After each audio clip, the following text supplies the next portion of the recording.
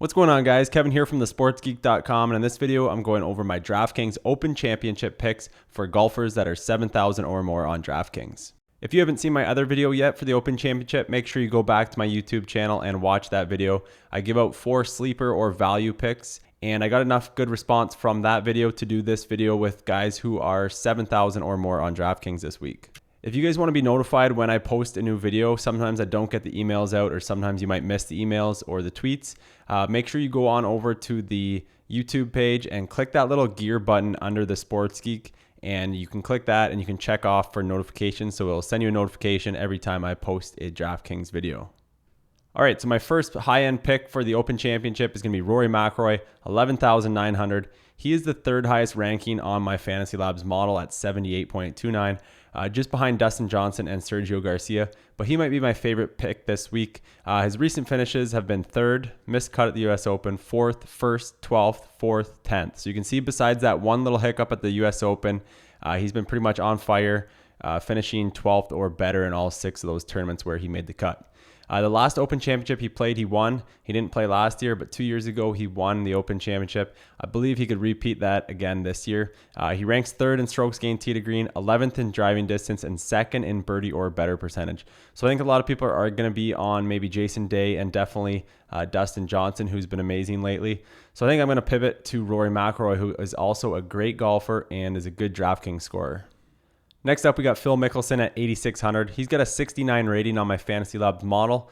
Very cheap for Phil Mickelson, and he's definitely a player who likes the Open Championship. He won it in 2013. He's finished outside the top 25 just once over the last 5 years. So he really loves the setup, the link style courses for the Open Championship, and he is in pretty good form. His last 5 events played, 13th, 27th, missed cut, 2nd, and 20th. So he comes into this tournament pretty good form, and overall having a pretty solid year. He's 9th in birdie or better percentage, 16th in strokes gained tee to green, and 4th in strokes gained putting. So I wouldn't be surprised to see Mickelson up near the top again this week on Sunday, and maybe even win another Open Championship.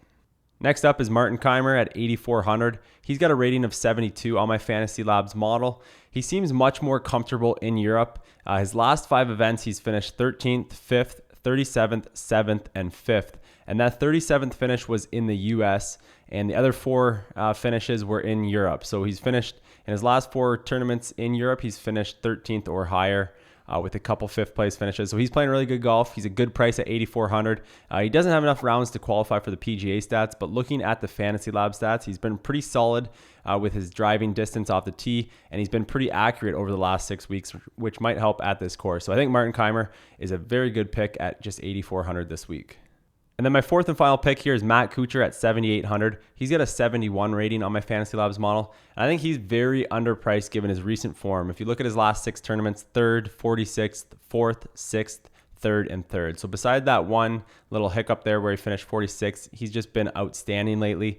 He's 29th in driving accuracy, 19th in birdie or better percentage, 12th in strokes gained tee to green, and 24th in strokes gained putting.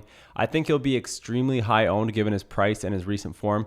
The only thing that might scare some people off of Kuchar is that he doesn't have the greatest Open Championship record. He's had just 2 top 25s in his last 9 years playing the Open Championship. So he hasn't had many high finishes, but just given his recent form and his year overall in 2016, I think he's a great pick at 7,800. All right, guys, so that's it for my Open Championship picks. If you enjoyed this video, let me know by clicking the thumbs up button on YouTube so I know to keep making DraftKings pick videos like this. And as always, guys, good luck with your contest this week. Hope you make some money. Cheers.